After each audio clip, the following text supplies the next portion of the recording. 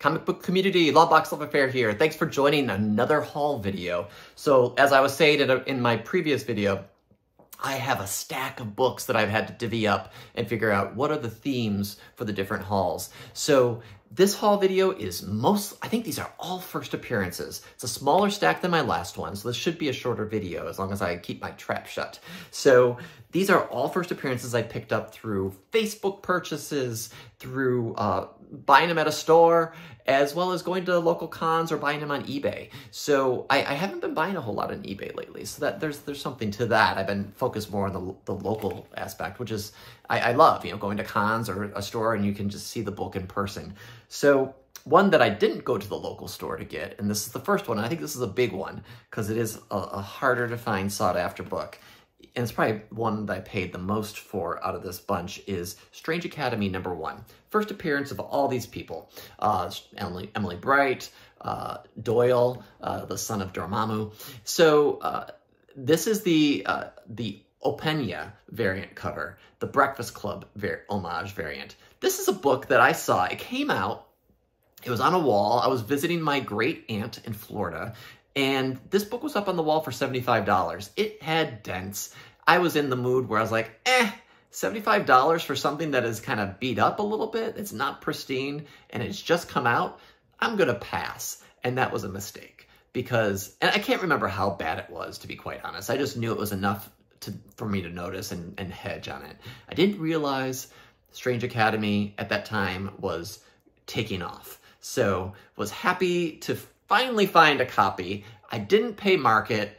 It was through an auction on Facebook that I was able to chime in and get the winning bid on that. Gosh, how much did I pay on this? Now, the disclaimer is these books have been with me, some of them just recent, some of them they've been in my closet for months and I've just never filmed the video. So I put them together. This is all first appearances. So I got them at all different times. So I paid over $200 for this. I know that. Did I pay over $3? I can't remember. But that's a good deal. This book is hard to find. I think as this title takes off, continues to take off, this book is the rare one. This might be a 1 in 50. I could be wrong, so correct me in the chat if that's the case. So was happy to find this. Got shipped to me on a top loader. That's always a bonus because I don't usually own a lot of top loaders.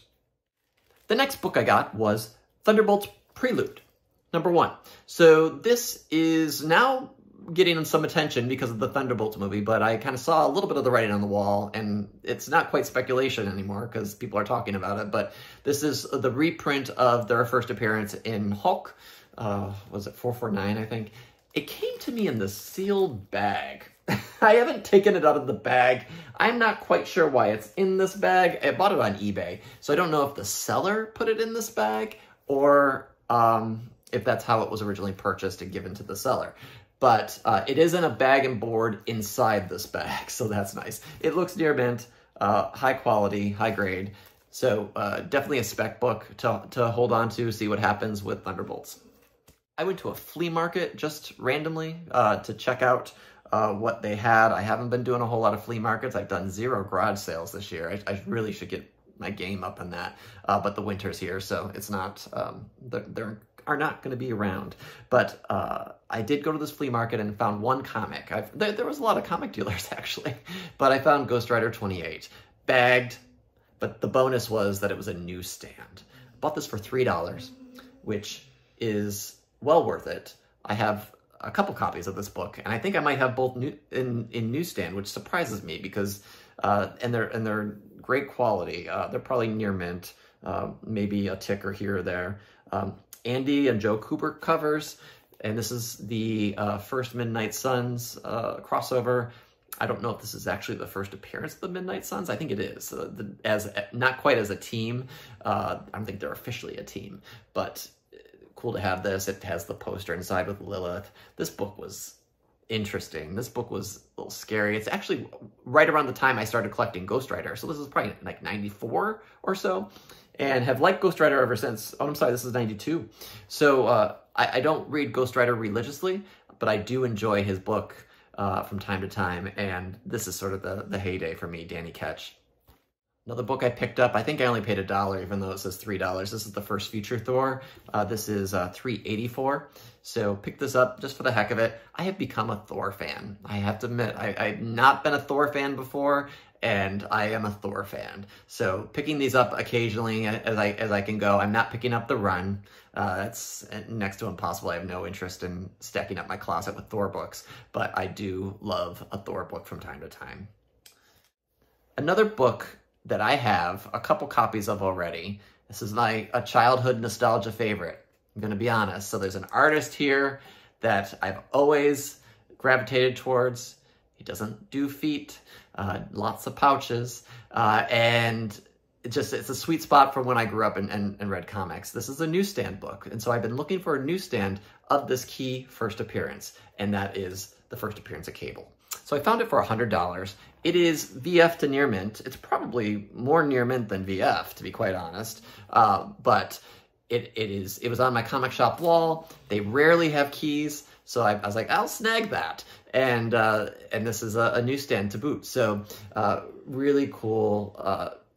New Mutants 87. This is a book. This was my first big boy book. I bought it. Well, my mother bought it for me at the urging of my uncle, who was also a comic book collector, and she bought it for me back when I first started collecting, and this book had just gotten hot. It was $50. So I have my original copy. I think I still have that. I think that's graded, and I have this one now, and I have a signed one too. So we'll always pick this up if I can find it affordably. I know, sue me. Another one I bought off of eBay, and I need to rebag this, but it is Batman 200. This is when Neal Adams takes over the title. I found this for a really great price months and months ago, and it was shipped to me like bulletproof shipping.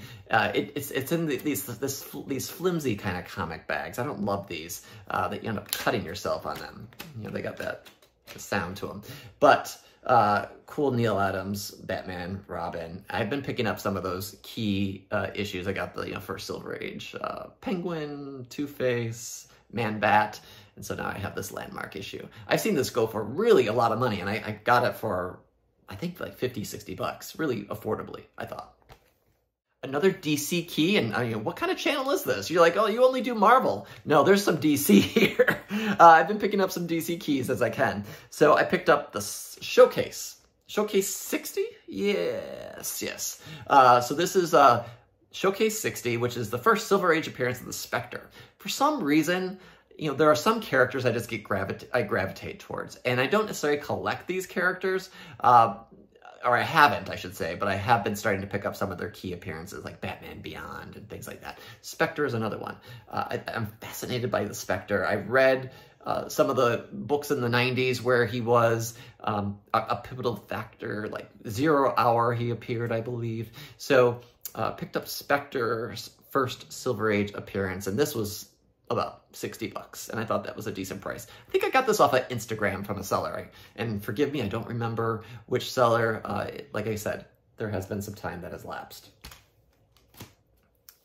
Another book I picked up, and I was picking this up because of the Doug Mahnke signing at CGC, and I never sent it in. I decided against it, but I was going to get this one signed for Batman 638, the reveal of Red Hood to be Jason Todd, back from the dead. So I love this cover. I've had this book. I bought it when it came out, and I had since parted with it. So I found it again and decided against sending it in. I was sending in a lot to CGC for their signings, and I've cut myself back as much as I want to, and this was a casualty of it, so I did not get this one sketched on. But cool cover nonetheless. Cool first appearance, or return first appearance, I should say.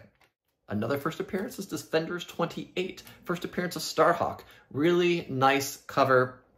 If in Guardians they ever bring the omnipresent being that Starhawk is, great. I was a fan of Jim Valentino's 90s Guardians of the Galaxy run, and Starhawk was a big factor in that that run, and that character I really enjoyed. So to get another copy of his first appearance is like, yeah.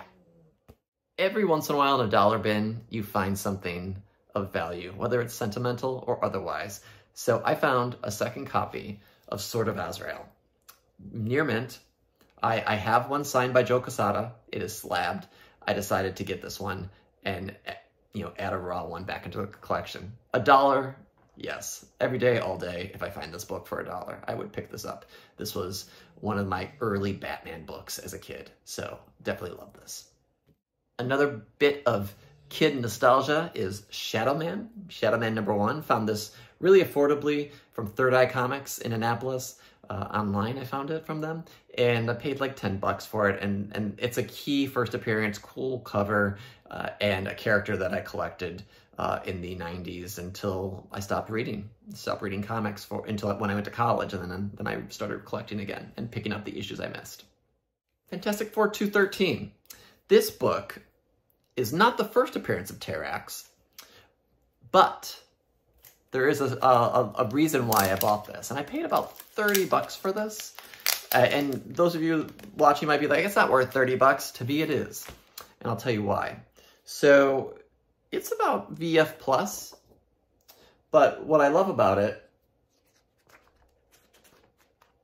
is that it's a double cover. These are very special books to me. I have a couple. This is my second, I think, but it's a printing error.